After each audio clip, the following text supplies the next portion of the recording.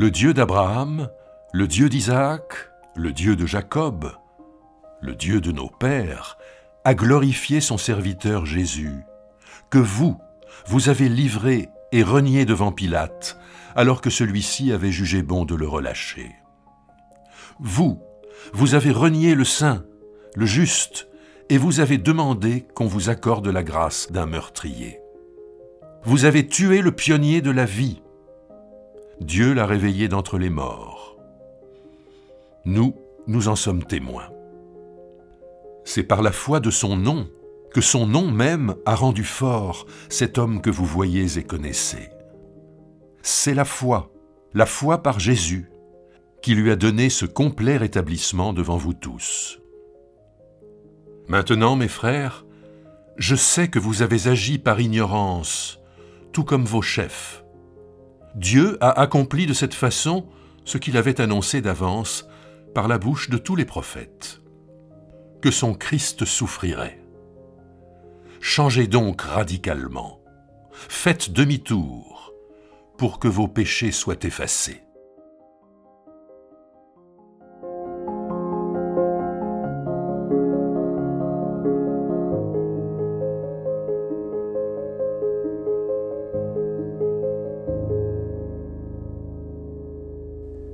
Dans la première définition de la communauté chrétienne, on dit des apôtres qu'ils étaient assidus au temple.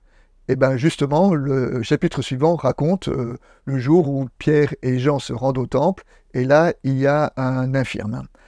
Pierre et Jean déclarent cette belle foi par rapport à cet infirme, quand Pierre dit « Je ne possède ni or ni argent, mais ce que j'ai, je te le donne. Par le nom de Jésus le Nazaréen, lève-toi et marche. » Et l'homme se retrouve guéri. Comme l'homme était connu, tous comme étant le mendiant qui était à la porte, sa guérison n'est pas passée inaperçue, et donc toute la foule interroge les apôtres, et les apôtres rendent compte de l'évangile de Jésus-Christ.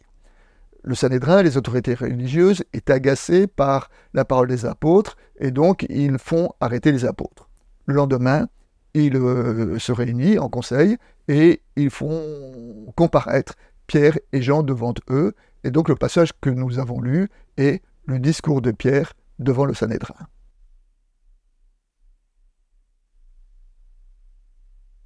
Dans son discours, Pierre parle avec assurance et il n'épargne pas ses auteurs. Il souligne fortement leur complicité dans la mort de Jésus en disant que Pilate voulait relâcher Jésus, mais que ce sont eux, les religieux, qui ont préféré qu'on relâche un meurtrier et qu'on condamne Jésus. Donc, Pierre parle très fort de ce reniement en disant « Vous avez renié le Christ ». Seulement, nous ne devons pas oublier que dans l'Évangile, un autre qui a renié, c'est Pierre lui-même. Et il était trop conscient de son histoire pour ignorer. C'est-à-dire que quand Pierre évoque la responsabilité des humains dans la mort de Christ, il ne parle pas en surplomb, mais il se situe au même niveau qu'eux. Oui, l'humanité, on peut dire, et même ses disciples ont renié le Christ.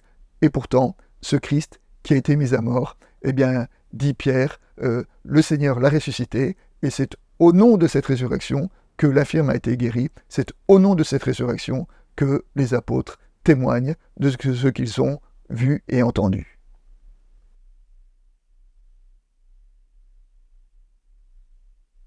Lorsque Jésus retrouve ses apôtres à la fin de l'évangile de Luc, là c'est après l'épisode d'Emmaüs, le texte nous dit que le ressuscité apparaît aux disciples et que le ressuscité leur a expliqué tout ce qui le concernait dans les évangiles.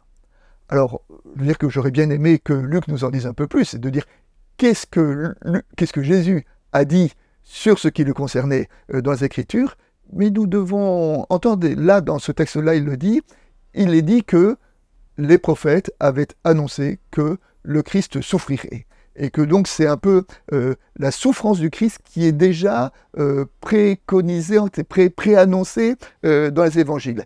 Et cela change radicalement notre compréhension de Dieu. Naturellement, quand on parle de Dieu, on le pense plutôt dans la gloire.